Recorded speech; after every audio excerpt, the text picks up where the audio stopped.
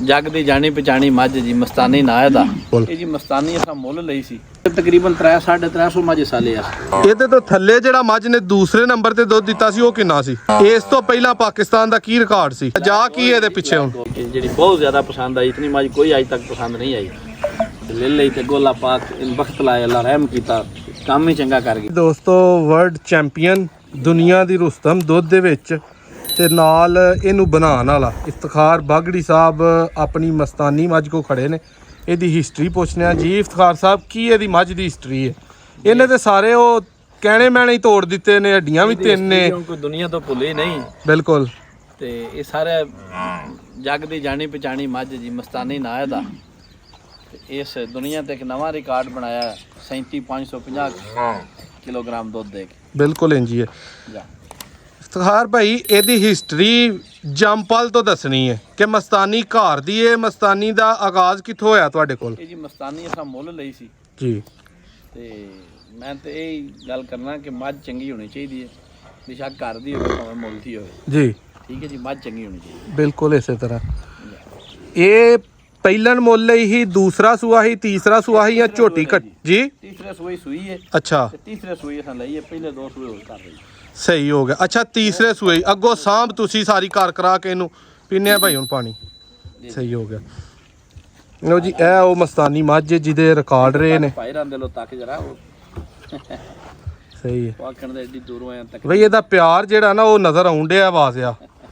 ਇਹਨੂੰ ਥੋੜਾ ਜਿਹਾ ਚਲਾਓ ਹੰਗਾਂ ਨੂੰ, ਫੇਰੇ ਟੁਰੇ ਆਪਣਾ।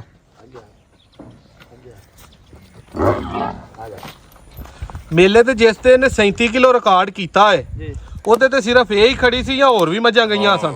ਪੰਜ ਮੱਝੀ ਚੋਈਆਂ ਨੇ ਸਾਂ, ਪੰਜਾਂ ਮੱਝੀ ਦਾ ਪੁਆਇੰਟ ਮਨਜ਼ੂਰ ਸੀ। ਠੀਕ ਹੈ। ਉਹੀ ਤਾਂ ਤਕਰੀਬਨ 3-350 ਮੱਝ ਸਾਲੇ ਆ। ਅੱਛਾ, ਇਹਦਾ ਰਿਕਾਰਡ ਬਣਿਆ। ਇਹਦੇ ਤੋਂ ਥੱਲੇ ਜਿਹੜਾ ਮੱਝ ਨੇ ਦੂਸਰੇ ਨੰਬਰ ਤੇ ਦੁੱਧ ਦਿੱਤਾ ਸੀ ਉਹ ਕਿੰਨਾ ਸੀ? ਉਹ 30 ਕਿਲੋ ਤੋਂ ਕੁਝ ਸੀ। ਅੱਛਾ, 7 ਕਿਲੋ ਦਾ ਫਰਕ ਹੈ। ਇਸ ਤੋਂ ਪਹਿਲਾਂ ਪਾਕਿਸਤਾਨ ਦਾ ਕੀ ਰਿਕਾਰਡ ਸੀ? ਇਸ ਤੋਂ ਪਹਿਲਾਂ 34 ਕਿਲੋ ਤੋਂ ਕੁਝ ਗ੍ਰਾਮ ਸੀ। 3 ਕਿਲੋ ਦਾ ਫਰਕ ਹੈ। ਜੀ ਜੀ। ਕੀ ਸਮਝਦੇ ਹੋ, ਆਪਿਓ ਹੀ ਤੋੜੋਗੇ ਜਾਂ ਕੋਈ ਬਦਲਾ ਹੈ ਵੇ? ਇਹ ਜੀ ਸਾਰੀਆਂ ਗੱਲਾਂ ਸੁਣ ਰੱਬ ਕੋਲ, ਰੱਬ ਰਹਿਮ ਕਰਸੀ ਆਪਣੀ ਰਾਮ ਮੰਦੇ ਸਦਕੇ। ਬਿਲਕੁਲ ਇੰਜੀ ਹੈ। ਲਓ ਜੀ, ਇਹ ਮਸਤਾਨੀ ਮੱਝ ਦਾ ਤੁਸੀਂ ਦੋਸਤੋ ਸ਼ੌਕ ਕੀਤਾ, ਠੀਕ ਹੈ, ਜਿਹਦੇ ਵਿੱਚ ਸ਼ਹਿ ਕੋਈ ਨਹੀਂ ਪੈਂਦੀ। ਤੇ ਪਹਿਚਾਨ ਦੇ ਵਿੱਚ ਇਫਤਖਾਰ ਭਾਈ ਤੁਹਾਨੂੰ ਸਮਝ ਸੀ, ਹੌਨੋ ਸੀ ਤੇ ਤੁਸੀਂ ਇਹ ਮੱਝ ਲਈ, ਤੀਸਰੇ ਸੂਏ ਲਈ, ਅੱਗੋਂ ਮੁਕਾਬਲਿਆਂ 'ਚ ਖੜੀ। ਇਹ ਜੀ ਮੱਝ ਅਸਾਂ ਰਾਤ ਵੇਖੀ 4-4:30 ਵਜੇ। ਅੱਛਾ। ਉਹਨਾਂ 12 ਲੱਖ ਰੁਪਈਆ ਮੰਗਿਆ, 12 ਹੀ ਕੱਢ ਕੇ ਅੱਗੇ ਰੱਖ ਛੜਿਆ, 1 ਰੁਪਈਆ ਵੀ ਵਿੱਚੋਂ ਕਟਾਇਆ ਨਹੀਂ। ਸਹੀ ਹੋ ਗਿਆ। ਠੀਕ ਹੈ ਜੀ।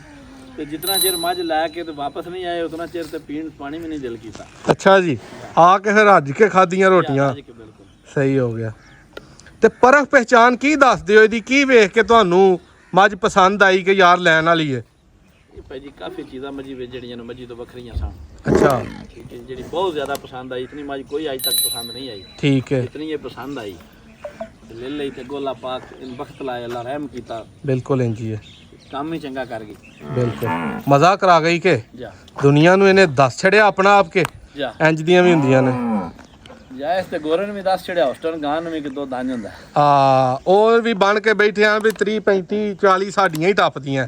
ਲੇਕਿਨ ਇਹ ਕਾਲਿਆਂ ਚੰਮਾਂ ਨੇ ਵੀ ਚਿੱਟਾ ਦੁੱਧ ਦੇ ਕੇ ਤੇ ਆਪਣਾ ਆਪ ਦੱਸਿਆ। ਜਾ ਕੀ ਇਹਦੇ ਪਿੱਛੇ ਹੁਣ? ਬਿਲਕੁਲ, ਕੀ ਜਾਜੂ ਇਹਦੇ ਪਿੱਛੇ ਹੁਣ? ਇਹ ਥੱਲੇ ਕੱਟਾ ਜੀ। ਸਹੀ ਹੋ ਗਿਆ। ਇੱਥੇ ਫਿਰਦਾ ਹੋਣਾ ਪਵੇ ਚਾ ਮੇਰੇ ਪਿੱਛੇ। ਬਿਲਕੁਲ ਮੈਂ ਵੇਖ ਰਿਹਾ ਉਹਨੂੰ ਤੇ ਹੁਣ ਤੁਸੀਂ ਸਾਂਭੋਗੇ ਅੱਗੋਂ ਬਰੀਡ ਲਈ। ਜੀ ਇਨਸ਼ਾਅੱਲਾ। ਸਹੀ ਹੋ ਗਿਆ।